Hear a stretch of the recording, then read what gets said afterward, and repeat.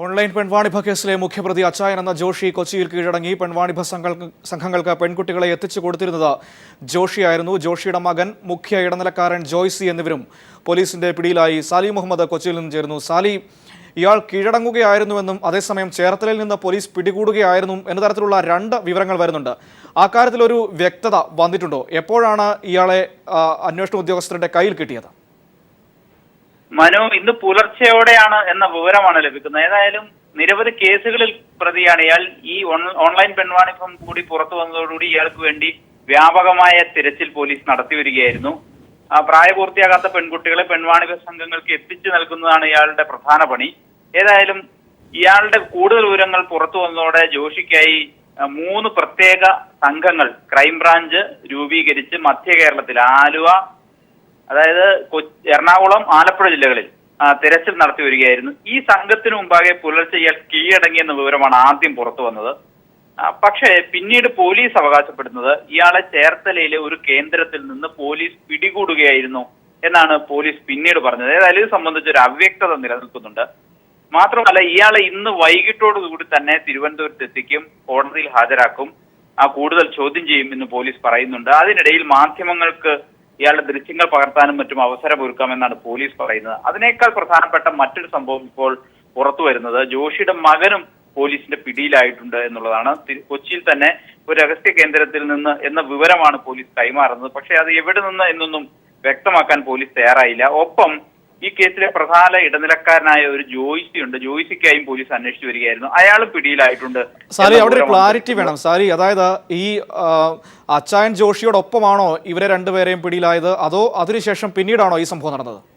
മനു, ഇത് സംബന്ധിച്ച് ഒരു ക്ലാരിറ്റിയും പോലീസിന് പോലും നൽകാൻ കഴിയുന്നില്ല. പോലീസ് പറയുന്നത് ഈ കാര്യങ്ങൾ പൂർണ്ണമായും വെളിപ്പെടുത്താതെയുള്ള വിവരങ്ങളാണ് പോലീസ് നൽകുന്നത്. ഏതായാലും ഇവരൊക്കെ കീഴടങ്ങുകയോ പിടിയിലാവുകയോ ചെയ്തിട്ടുണ്ട് എന്ന് പോലീസ് സ്ഥിരീകരിക്കുന്നുണ്ട്. പക്ഷെ എവിടെ നിന്ന് എന്നൊന്നും പോലീസ് വ്യക്തമായി പറയുന്നില്ല. തിരുവനന്തപുരത്ത് മാധ്യമങ്ങൾക്ക് മുമ്പാകെ ഹാജരാക്കും എന്ന് ഒരു ഉറപ്പ് പോലീസ് പറയുന്നുണ്ട്.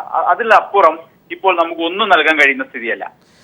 സാലി മുഹമ്മദ് കൊച്ചിയിൽ നിന്നും വിശദാംശങ്ങൾ നൽകിയത്. അച്ചായൻ ജോഷി പോലീസിന്റെ പിടിയിലായി എന്നും കീഴടങ്ങിയെന്നും രണ്ടു തരത്തിലുള്ള വാർത്തകൾ വരുന്നു. ഒപ്പം തന്നെ ഇയാളോടൊപ്പം ഇയാളുടെ മകനെ പിന്നീട് പിടിയിലായി. ഒപ്പം ഇടനിലക്കാരനായിരുന്ന ജോയ്സി എന്നയാളും പിടിയിലായിട്ടുണ്ട് എന്ന് പറയുമ്പോൾ പോലും ഒരു വ്യക്തത പോലീസിന്റെ ഭാഗത്ത് നിന്ന് മാധ്യമപ്രവർത്തകരോട് ഇതുവരെ നൽകിയിട്ടില്ല. എവിടെ നിന്നാണ് പിടിച്ചതെന്നോ എന്താണ് സംഭവം ഒന്നും കൃത്യമായി ഇതുവരെ പോലീസ് വിട്ടു പറയുന്നുമില്ല. വൈകിട്ട് തിരുവനന്തപുരത്ത് ജോഷിയെ എത്തിക്കും, അതിനുശേഷം ഇവിടെ വച്ച് മാധ്യമപ്രവർത്തകരെ കാണിക്കുമെന്നൊക്കെയാണ് നിലവിൽ പോലീസ് അറിയിച്ചിരിക്കുന്നത്. അതേസമയം ഓൺലൈൻ പെൺവാണിഭ കേസിലെ പ്രതികളെ കോടതിയിൽ ഹാജരാക്കി. വിവരങ്ങളുമായി ജിതിൻ ചന്ദ്രൻ ചേരുന്നു. ജിതിൻ, മെഡിക്കൽ പരിശോധനയ്ക്കൊക്കെ ശേഷം ഇവരെ കോടതിയിലേക്ക് ഹാജരാക്കിയോ?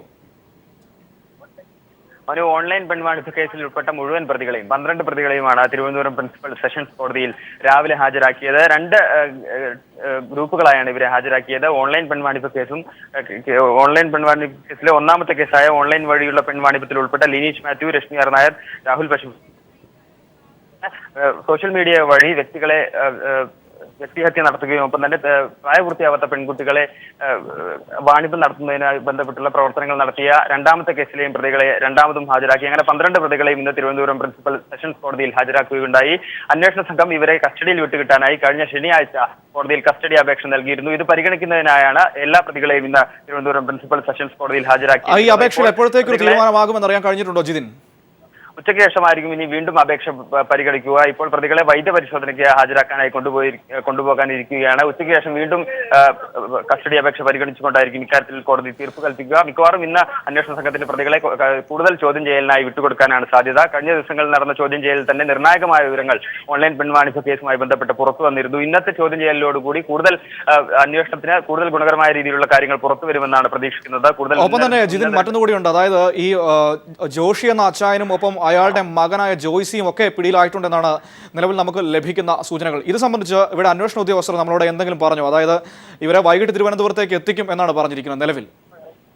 തീർച്ചയായും മനു, ജോഷിയെ ഇന്ന് ഉച്ചയോടെ തന്നെ അല്ലെങ്കിൽ വൈകിട്ട് തന്നെ തിരുവനന്തപുരത്ത് എത്തിക്കുമെന്ന വിവരമാണ് നമുക്ക് ലഭിക്കുന്നത്. ആദ്യം തിരുവനന്തപുരത്ത് സൈബർ സെൽ ആസ്ഥാനത്തായിരിക്കും ക്രൈംബ്രാഞ്ചിന് IG ശ്രീജിത്തിന് കീഴിലുള്ള അന്വേഷണ സംഘം ഇവരെ സൈബർ സെൽ ആസ്ഥാനത്തായിരിക്കും ആദ്യം എത്തിക്കുക. തുടർന്ന് ജോഷിയെ ഇന്ന് തന്നെ കോടതിയിൽ ഹാജരാക്കി കസ്റ്റഡിയിൽ ചോദ്യം ചെയ്യലിനായി വാങ്ങിയേക്കുമെന്നാണ് നമുക്ക് നിലവിൽ ലഭിക്കുന്ന വിവരം. എന്തായാലും കൊച്ചിയിൽ നിന്നും ജോഷിയുമായി അന്വേഷണ സംഘ ഉദ്യോഗസ്ഥർ ഇങ്ങോട്ട് തിരുവനന്തപുരത്തേക്ക് പുറപ്പെട്ടിട്ടുണ്ട്. ഉച്ചയോടുകൂടി അല്ലെങ്കിൽ വൈകിട്ട് തന്നെ ജോഷിയെ ഇവിടെ എത്തിക്കും. എന്നാണ് അറിയാനാവുന്നത്. എന്തായാലും ജോഷിയുടെ അറസ്റ്റ് ഓൺലൈൻ പെൺവാണിഭ കേസിന്റെ അന്വേഷണത്തിൽ വളരെ നിർണായകമാവുമെന്നത് ഉറപ്പാണ്.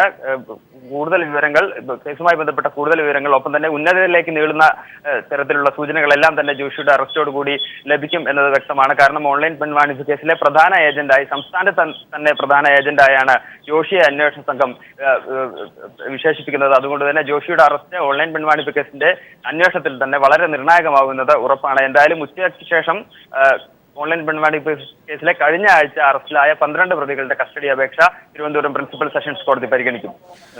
ജിതേൻ ചന്ദ്രനാണ് തിരുവനന്തപുരത്ത് നിന്നും വിശദാംശങ്ങൾ നൽകിയത്.